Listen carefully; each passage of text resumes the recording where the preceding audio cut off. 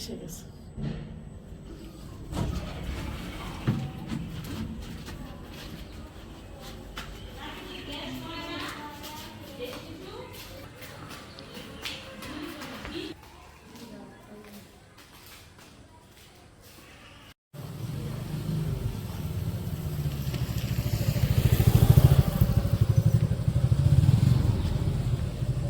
চলো বাবা।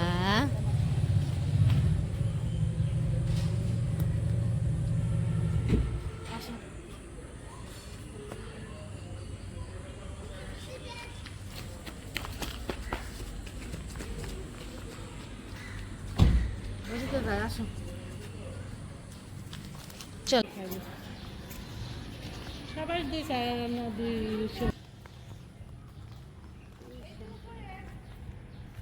দেখো জারিফ না, এই যে জারিফ বাবা কোথা বাচ্চা। হ্যাঁ কে এটা? জারিফ।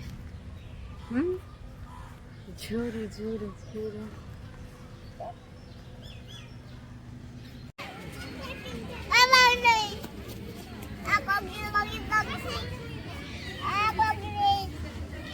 মশা নাই পাপা।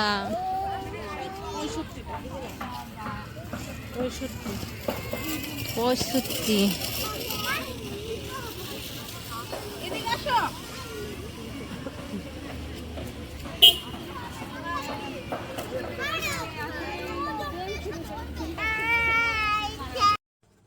আসসালামু আলাইকুম। আমার নতুন আরেকটি ব্লগে আপনাদের সবাইকে স্বাগতম।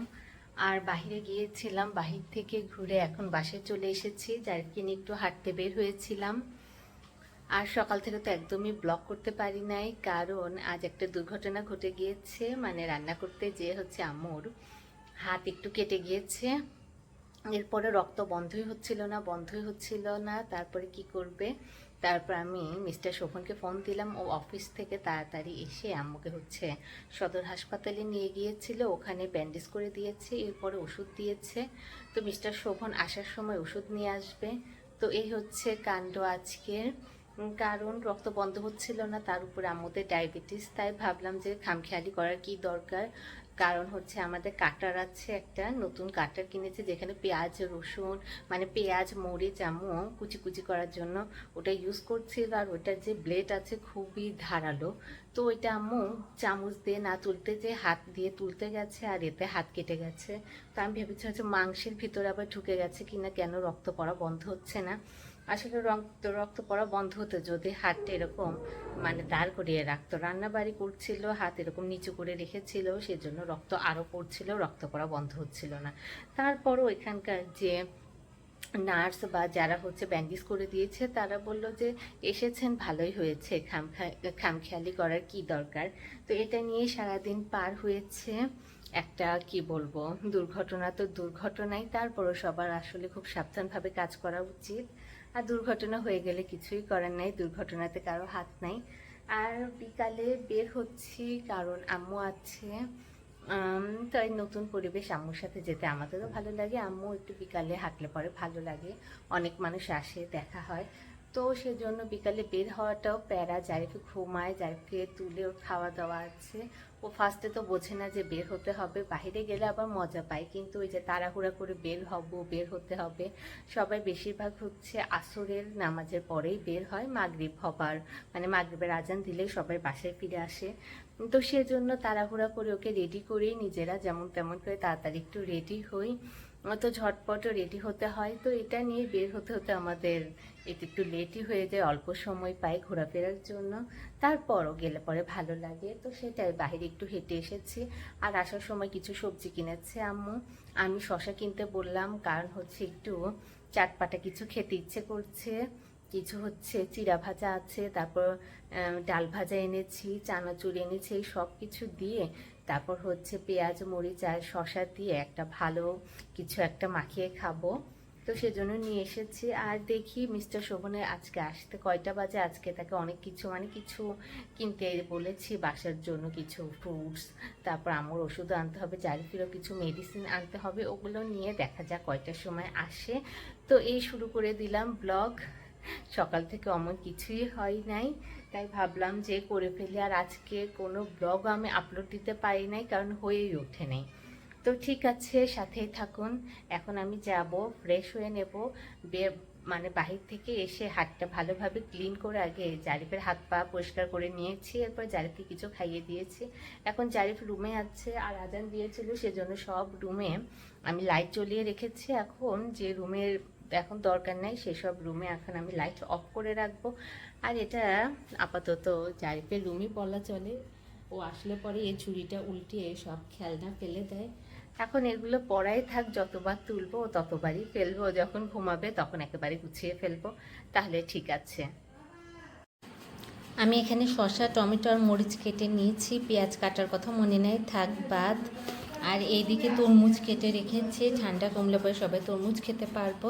আর এখন চাটপাটা কিছু বানিয়ে নেব, মানে চটপটা।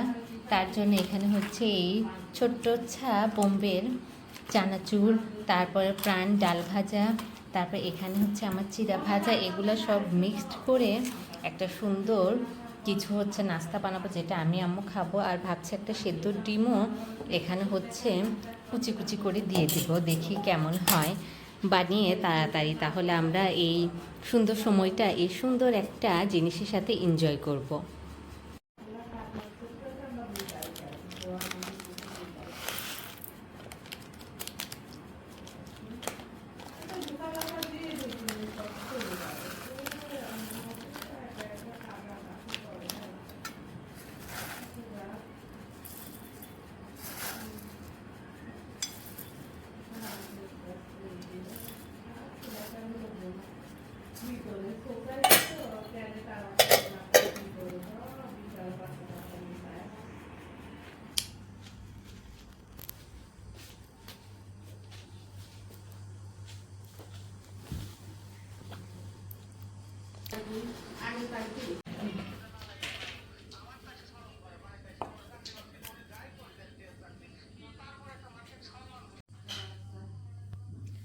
এই যে ডিমটা কুচিয়ে নিয়েছি, এখন মাখিয়ে নিচ্ছি।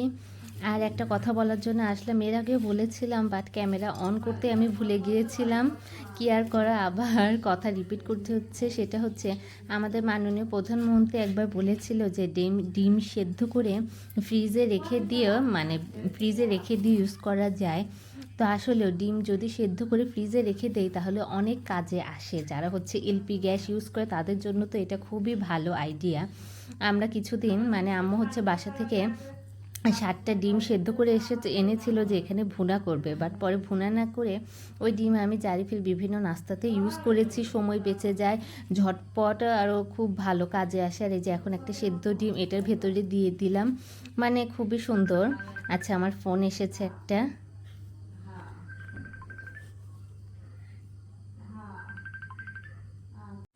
এই হচ্ছে আমাদের অবসর সময়ের সন্ধ্যার একটা চটপটা নাস্তা। এরকম মশলা দেই নাই, তবে হেলদি, ভালো, মজাদার। তো যেটা বলছিলাম, ডিম সেদ্ধ করে রাখলে আসলেও খুবই কাজে আসে। তাই আমাদের মাননীয় প্রধানমন্ত্রী খারাপ আইডিয়া দেয়নি, খুব ভালো একটা আইডিয়া দিয়েছে। আমিও এখন থেকে কিছু ডিম সেদ্ধ করে রাখবো, তাহলে সময়ও বাঁচবে, প্লাস হচ্ছে কাজের সময় হাতের কাছেও পাওয়া যাবে।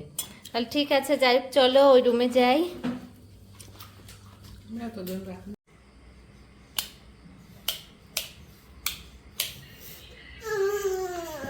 এখানকার সুইচ এখনো চেনা হয়নি, তাই একেবারেই কারেক্টটা দিতে পারলাম না।